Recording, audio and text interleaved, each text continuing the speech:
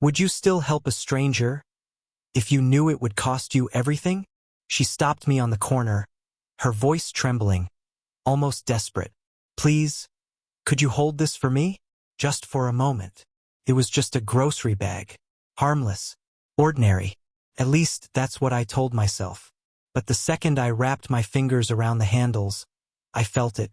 The weight. Wrong. Too heavy, too alive. The plastic dug into my skin, cutting deeper with every second I held it. My chest tightened, and a pulse of dread climbed my throat. Gloria's eyes didn't blink. She just watched me, like she was waiting for something to happen. And then the bag moved. Not a shift, not gravity. It moved on its own. I should have dropped it. I should have walked away. But I didn't. And that's when everything began to unravel. What would you do if the thing you were holding started breathing? The bag shifted again, harder this time, and I swear I felt it exhale against my wrist. A warm rush of air, damp, foul, like something rotting in the sun. I froze. My instinct screamed, drop it now. But when I tried, my fingers wouldn't listen. The handles had sunk deeper, tightening around my skin like veins wrapping bone. I yanked, clawed, begged my hand to open. Nothing. The bag wouldn't let go. Gloria smiled then. Not kind. Not thankful. A smile that said she already knew this would happen. Careful, she whispered, her voice sharp as broken glass. It doesn't like being shaken. My heart slammed against my ribs. The bag pulsed again. Heavier now, as though something inside had woken up and wanted out. I wasn't carrying groceries. I was carrying hunger. And it was hungry for me. Have you ever heard something whisper from inside a bag? At first it was faint, a rustle like paper sliding against paper. I told myself it was nothing, but then I heard it. A voice, not words, just the shape of breathing trying to become speech. Low, guttural, strangled. It was inside the bag. My stomach lurched. My knees buckled. Every instinct screamed to run, to scream, to beg. But the bag pulled tighter, dragging me forward like it wanted me closer to something. People passed me on the street. They didn't even look, didn't hear it, didn't see it. I was the only one. The whisper grew clearer now, a rasping call that bent itself into a single word. My name. The thing inside the bag knew me, and before I could react, the bottom sagged, and something wet pressed against the thin plastic, pushing, straining, trying to tear through. What would you do if your own skin stopped belonging to you? The plastic burned against my palm, and for a moment I thought I had cut myself. But when I looked down, my skin was gone. Not blood, not bone, just empty plastic. My hand had become part of the bag. I gasped, yanking back with everything I had. But the harder I pulled, the more of me disappeared into it. Fingers first, then my wrist.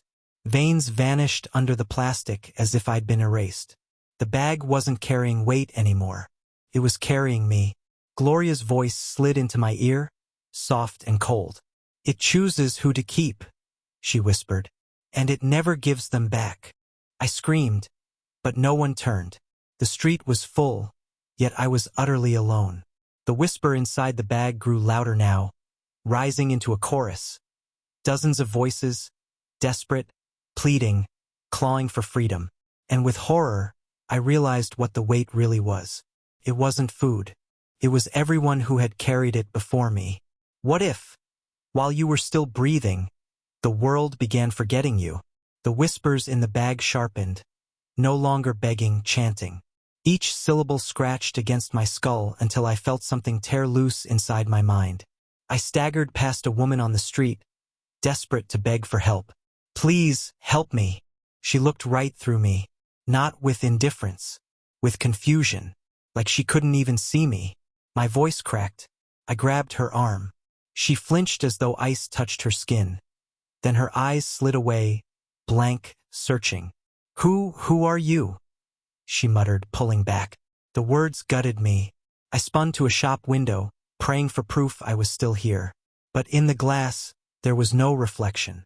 Just the bag, dangling, pulsing, breathing in my hands like it was the only thing that still knew me. My name was gone. My face was gone. Piece by piece, I was being erased. And through the plastic, a dozen voices laughed because I wasn't the first. What if your body was forced to die over and over again, in ways that were never yours?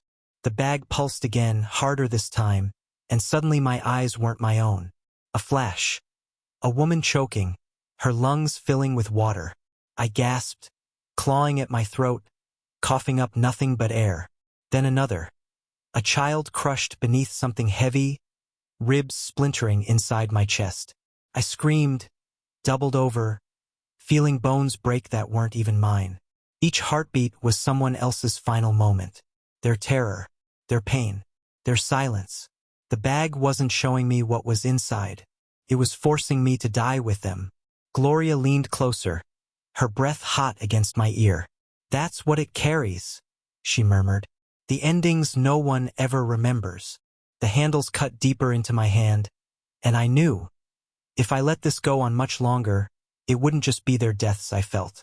It would be my own. I thought I had reached the end of it all.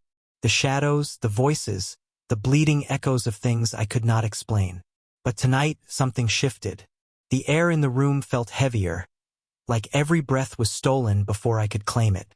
My chest tightened, and for a moment I swore I heard my own heartbeat outside my body, pulsing from the corner of the room. And then I saw it. Not the face I feared. Not the figure I had been running from all along. It was me, a second version of myself, standing where the darkness was deepest. Pale, trembling, eyes filled with everything I had tried to forget. It raised a hand, and with a voice identical to mine, it whispered, "You were never supposed to survive." The world tilted, memories shattered, and in that instant I understood. The nightmare wasn't chasing me. The nightmare was becoming me.